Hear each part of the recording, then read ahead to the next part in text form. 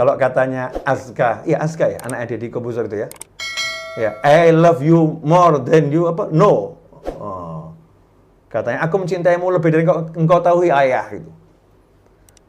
Anak Deddy Corbuzier aja tahu resikonya ngurusin bapaknya bisa sama-sama meninggal karena COVID. Nggak peduli dia, yang penting aku ngurusin bapakku. I love.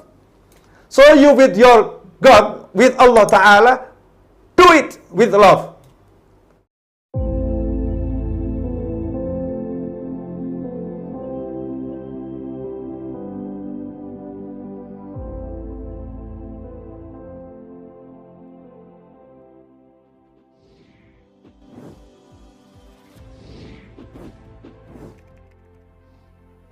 Silakan Pak Edi. Makasih Mas Fadil. Habib mau minta izin bertanya. Allahumma shalli ala Sayyidina Muhammad wa ala alihi wa sahbihi wa sallim.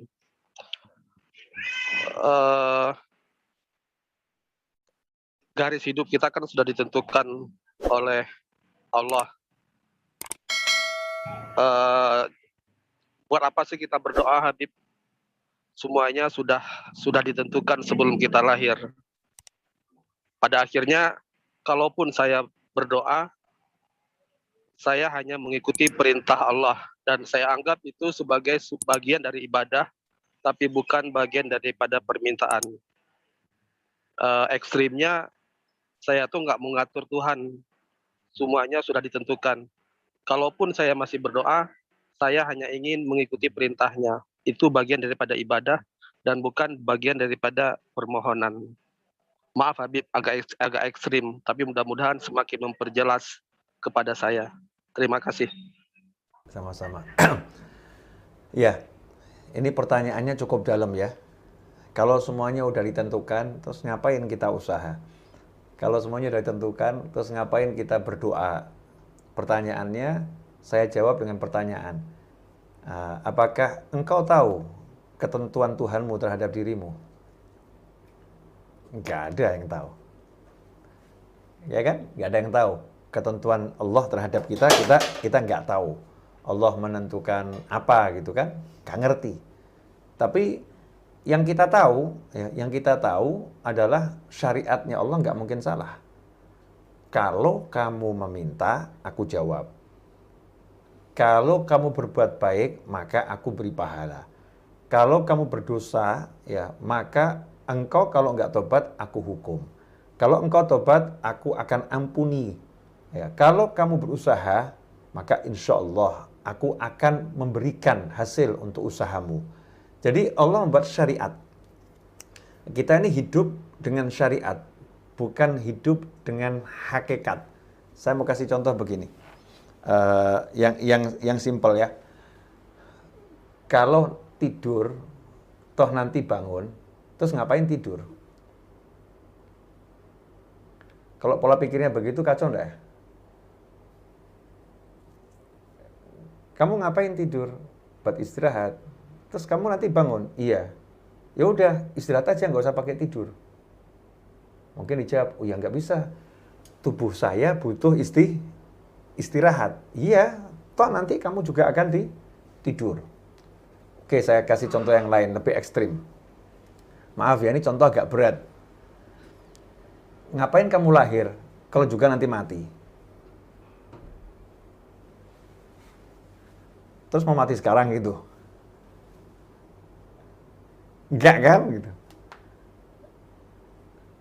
Saya mau nanya ini, kira-kira sepanjang apapun usia Anda, mati enggak? Mati. Terus kita mau bilang, ya udah, umur 1000 tahun juga akan mati, saya mati sekarang aja gitu. Nggak bisa. Ini namanya pola pikir. Ya. Kita nggak boleh hidup mengandalkan pola pikir kita. Pola pikir loh, kita nggak tahu pola pikir kita ini benar atau salah. Kita nggak tahu. Yang menyatakan kita benar atau salah itu hanya Allah, nggak ada yang lain. Kamu benar, kamu salah. Itu yang boleh ngomong cuma Allah. Bukan saya. Bukan siapapun. Nggak boleh. Tidak ada satupun hak manusia mengatakan dia benar, dia salah. Nggak ada. Yang boleh mengatakan dia benar dan dia salah hanya Allah Subhanahu wa taala. Allah kemudian mengirimkan utusan-utusan ya untuk membuat pernyataannya Allah jadi bisa diterima sama semua orang. Kalau dia seperti ini, dia benar. Kalau dia seperti itu, dia salah. Makanya kemudian syariat ya menjadi rumusan undang-undang Allah untuk benar dan salah. Ini konsep hidup. Maka orang nggak boleh hidup dengan hakikat. Jadi hidup dengan hakikat kan buyar semua tadi. Hakikatnya kamu nanti mati. Ya udah nggak usah hidup. Boleh nggak kita gitu? Nggak boleh kan? Kita nggak boleh begitu. Hakikatnya kamu nanti mati, tapi sekarang kamu lagi hidup. Ya sudah, jalani kehidupan, jangan mikir mati gitu loh. Bisa dipahami tidak? Kambing saja paham, masa kita nggak paham? Ini saya ngomong begini agak pedes ya, kambing saja paham. Gimana Bib kambing paham? Loh, kambing itu nggak ada kambing nggak paham kalau dia bakal disembelih. Itu semua kambing tahu. Ini saya nih dibesarkan sama yang ngasih makan saya. Dia membesarkan saya tampaknya baik, tapi nanti begitu saya gemuk dijual untuk apa? Hek, sembelih. Tapi ada enggak kambingnya kemudian ngambek gini? Mbak, mbak. Saya nggak mau makan. Kamu besarkan nanti untuk kamu sembelih, ngapain saya jadi besar? Dah, saya nggak mau makan biar saya mati sekarang. Ada kambing seperti itu? Nggak ada. Kambing nggak mau hidup dengan hakikat. Hakikat itu bukan untuk menjalani kehidupan. Ya, hidup dengan syariat. Syariatnya bagaimana? Saya diajak pergi sama tuan saya makan, ya saya makan. Diajak pulang, ya saya istirahat. Saya dilepas di rumputan, ya saya bermain-main menggembala. Kambing betina ketemu kambing jantan, kambing betina dan jantan akhirnya melakukan perkawinan. Gitu kan ya? Sudah. Kambing betina kemudian apa? Kambing hamil? Enggak ya? Bunting ya? Bunting. Kalau kambing apa? Ngandung. Yang mana Mas Fadli? Susah juga ya? Apa sama? Kambing bunting, kambing mengandung, kambing hamil. Pokoknya ada calon anak tuh di perut si kambing, kemudian melahirkan kambing ini. Kambing hidup dengan syariat dia jalani. Dan sementara kita manusia kok hidup mikirin hakikat. Gak akan pernah benar kalau kita hidup dengan hakikat. Gak boleh. Ya, hidup wajib dengan syariat. Makanya orang yang hidup mikirkan, nanti tempat saya di mana? Di surga atau di neraka? Kamu di dunia gitu. Jangan mikirin tempatmu di surga atau di neraka. Di dunia kamu disuruh taat. Kalau kamu taat, tempatmu surga. Kalau kamu nggak taat, tempatmu neraka. Syariatnya begitu. Kecuali kalau engkau diampuni oleh Allah Subhanahu wa Ta'ala. Syariat. Makanya yang buat kita enak itu, kalau nggak pengen terjebak dalam pemikiran itu karena bagian dari waswas. Alladzi yuwaswisu fi sudurinas minal jannati wan nas. Nanti dikasih pertanyaan model begitu, begini, begitu. Kenapa ya? Karena apa ya? Untuk apa? Buat apa ya? Mohon maaf, saya dulu pernah terjebak yang seperti ini. Makanya harus ketemu guru. Kebetulan guru saya kakek saya sendiri. Untuk masalah ini ya, kakek saya sendiri, Allahyarhamuh, almarhum. Mau dengar nggak jawaban kakek saya? Waktu itu saya masih kelas berapa itu ya? SMP saya. Masih SMP. Di waktu saya masuk SMP itu saya sempat takut nanti tempat saya di surga atau di neraka ya. Ngeri-ngeri sedap saya mikir, ya Allah, kalau saya udah ditentukan di neraka, saya amal itu termasuk neraka ini. Takut jadinya. Wah. Jadi ya percuma juga saya amal gini. Mulai masuk tuh setan. Ini setan nih, jangan dikira pemikirannya benar. Ini pemikiran setani. Jadi kita kemasukan setan mikir gitu tuh. Cuman kita nggak sadar, dirusak pikiran kita sama setan. Nah, terus saya ketemu kakek saya ngasih contoh begini. Novel, iya. Ya Bib, saya manggil aja Habib gitu ya, Habib gitu ya. Ya Bib. Kalau ada orang punya kayu, ya Bib, kemudian kayunya sama dia dijadikan kursi yang bagus, boleh enggak? Boleh Bib. Yang satu lagi kayunya dijadikan meja yang bagus. Boleh nggak? Boleh, Beb. Yang satu lagi kayunya jadikan asbak. Boleh nggak? Boleh. Nah, ada satu kayu yang besar, dipotong-potong, dijadikan kayu bakar. Boleh nggak? Boleh. Kenapa boleh? Nah, punya dia, Beb. Bebas mau dijadikan kayu bakar, boleh. Jadikan meja, boleh. Jadikan kursi, boleh. Dijadikan apapun, boleh. Nah, kamu punyanya Allah. Jadi Allah memasukkan kamu neraka, memasukkan kamu surga, itu urusannya Allah. Gak ada buruknya perbuatan Allah. Miliknya Allah. Yang buruk kalau kamu mulai nanya-nanya sama Allah. Ya Allah, kok saya dijadikan ini, kenapa? Itu buruk. Sampai di sini udah mulai paham belum nih? Ini pertanyaannya dalam nih. Jawabannya panjang, sabar. Nanti ketemu jawaban yang asyik ini. Insyaallah la haula wala quwata illa billah. Sampai di sini paham ya, mudah-mudahan ya. Jadi kita milik siapa? Kita milik Allah. Dan Allah ya tidak pernah nyuruh kita mikir. Allah nggak pernah nyuruh kita mikir, ya, kamu nanti tempatmu di mana? Nggak ada. Nggak ada. Allah mengatakan, ya, mintalah aku beri.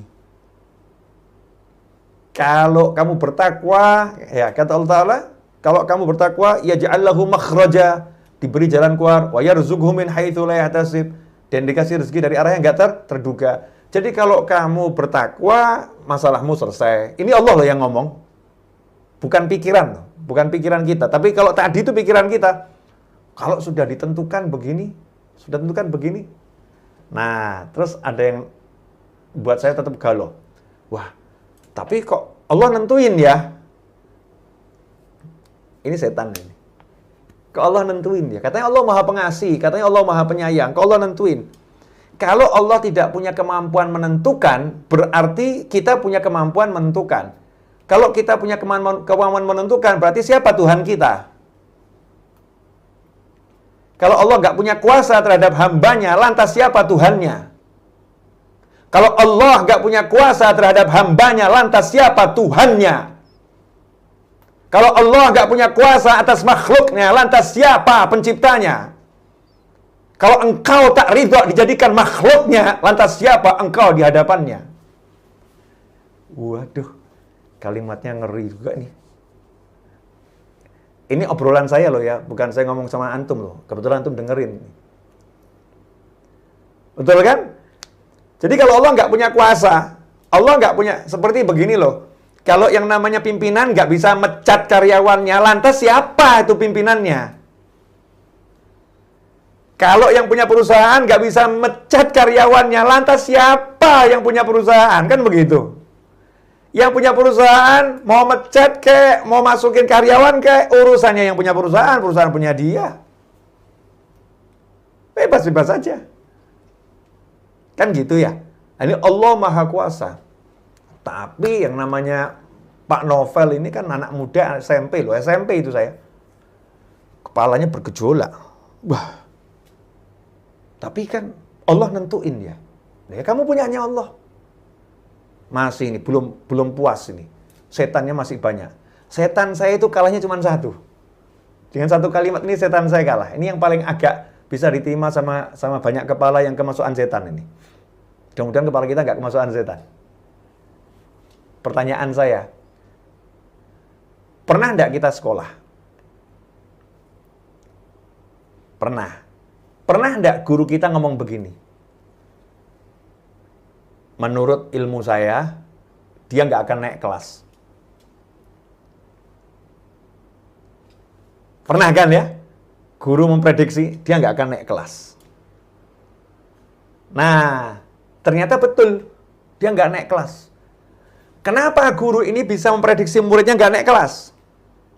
Jawabannya adalah karena guru dengan ilmunya mengetahui kemampuan muridnya ini. Sehingga dia bisa sedikit memastikan muridnya tidak akan naik kelas. Kan begitu.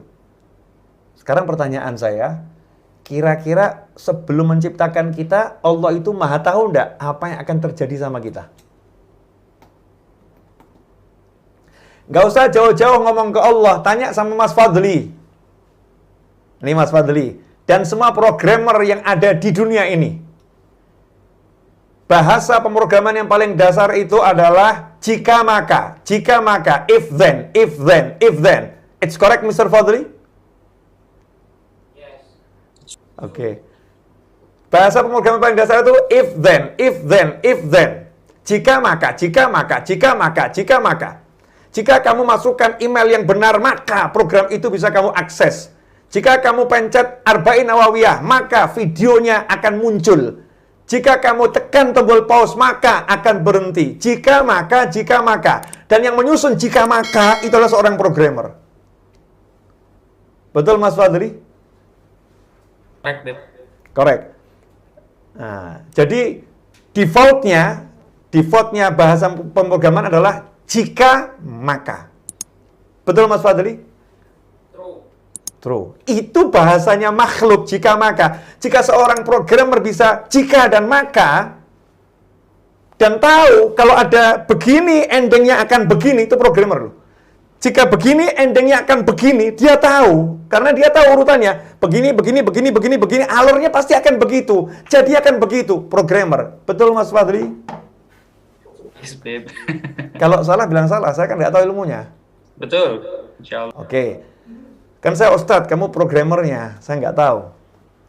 Jika maka, jika seorang programmer bisa tahu jika begini untuk program ini, maka hasilnya akan begitu, maka dia susun programnya. Bagaimana dengan Allah Ta'ala ketika menciptakan makhluknya, sementara Allah Maha mengetahui. Apapun yang akan terjadi dengan makhluknya itu Allah Maha tahu. Nah, kemudian ulama mengatakan, semua pengetahuan Allah tentang ciptaannya itu Allah tulis di Lauhil Mahfuz. Jadi Lauhil Mahfuz itu adalah, atau Ummul Kitab itu adalah tulisan Allah tentang semua yang Allah ketahui terhadap makhluknya. Kalau bahasa programmer, ya itu namanya apa Mas Fadli itu? Source code. Nah, ya gitu maksudnya ya. Source code. Ditaruh. Jadi, ya, Allah mau tahu kita kok. Allah mau tahu kita ditulis. Emang salahnya apa? Gitu. Nggak ada salahnya. Dari sisi Allah pemilik kita nggak ada salahnya. Dari sisi apa yang akan kita lakukan Allah mau tahu kemudian ditulis nggak ada salahnya gitu. Bisa dipahami nih ya? Insya Allah. Nah, kalau kita mikirnya ke sana terus, mohon maaf, Tuhanmu adalah Tuhan, engkau adalah makhluk. Saat makhluk mulai pengen jadi Tuhan, hancur kepalanya. Nggak bisa. Itu kalau dalam bahasa program terjadi hang. Hang. Kalau dalam bahasa listrik, itu terjadi konslet. Klik, blum. Langsung mati listriknya, konslet. Kenapa? Karena dia berpikir lebih dari kapasitasnya. Nggak bisa. Manusia kapasitasnya di sini. Kamu kapasitasmu syariat, laksanakan yang diperintahkan, jauhi yang dilarang. Ini boleh, ini nggak boleh. Jalankan itu. Kamu berpikir lebih dari itu, keluar dari kapasitasmu. Pasti akan bingung. Dilanjutkan, konslet. Ya ini, kalau yang nanya tadi paham, bukan arahnya ke sana. Cuman saya harus menjelaskan kepada khalayak ramai karena ini kan live streaming ya. Ditonton sejagat. Jadi harus dijelaskan secara detail. Nah, maksudnya yang nanya tadi, kalau sudah ditentukan semua oleh Allah Ta'ala, lantas apa manfaatnya kita itu berdoa? Jawabannya simpel. Jika engkau mencintai seseorang, kemudian orang itu mengatakan, engkau tak akan pernah memilikiku, apakah kita akan berhenti mencintainya?